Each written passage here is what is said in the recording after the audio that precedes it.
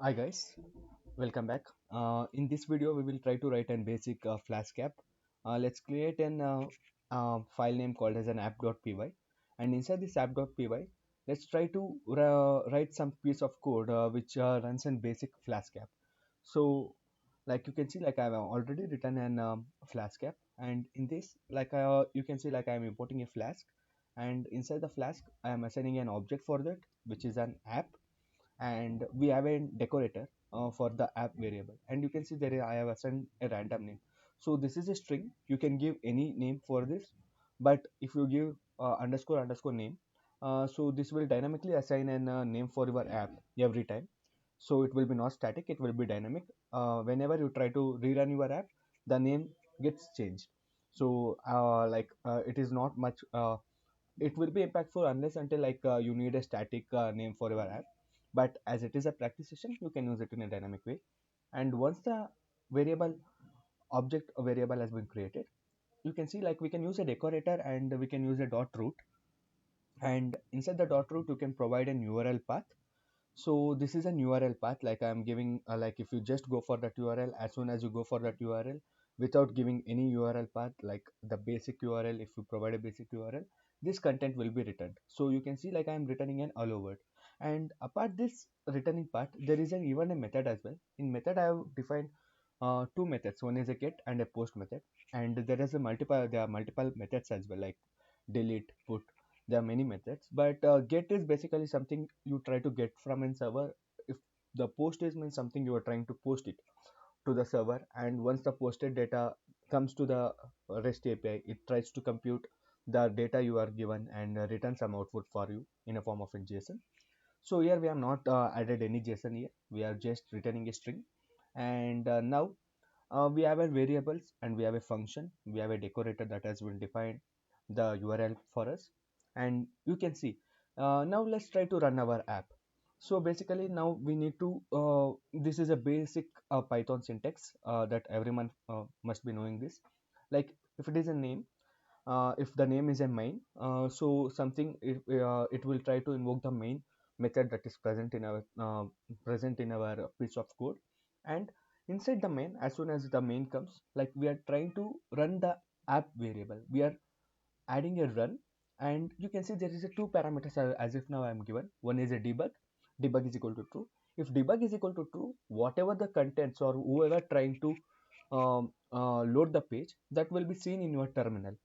Basically, like any transactions or any actions that is performed on your URLs will be monitored in your terminal. And there is a port, a default Flask uses a 5000 port, but I've given it as a 5001. You can try, you can experiment if you need a default means you can keep, you can just leave it, it will run on 5000 app. Now 5000 port. Now let's try to run this app. So the command is python app.py.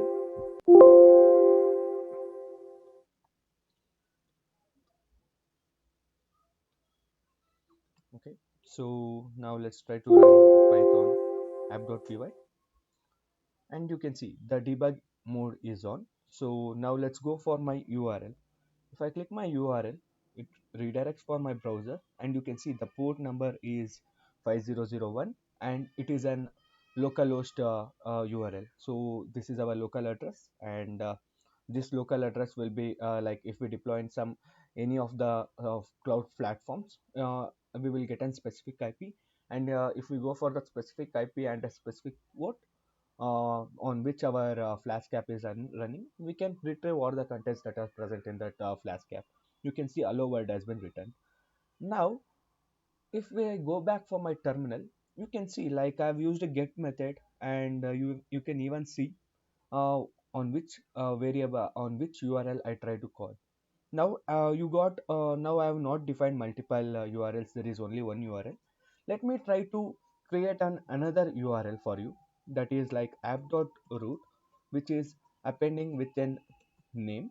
Like you can see like as if now like we are not giving any extra URL, extra suffix for the URL. And let's define a method is equal to just a post, just a get, because we cannot use a post unless until we have a postman installed in our device. So let's go with and get itself, like get name. Let me return an static variable here, uh, allow user. Instead of allow word, we are returning allow user.